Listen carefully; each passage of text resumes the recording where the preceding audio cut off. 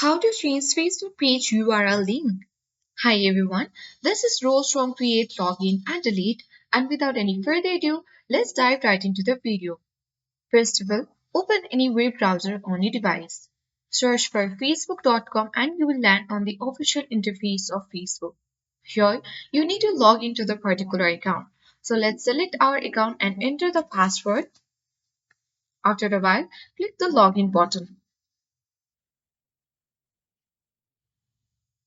And then you will reach on the official home page of your Facebook where you need to switch towards your Facebook page on your Facebook account. For that, click on the profile or the account button at top right corner of the screen.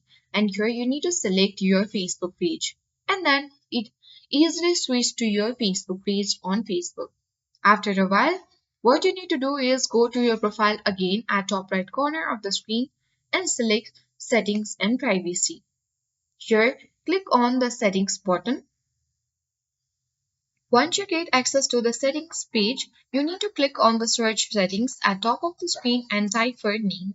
Search for this and click the name option. Then you need to click on view next to name button and here is your username. You need to remember that your username is also your Facebook page URL link.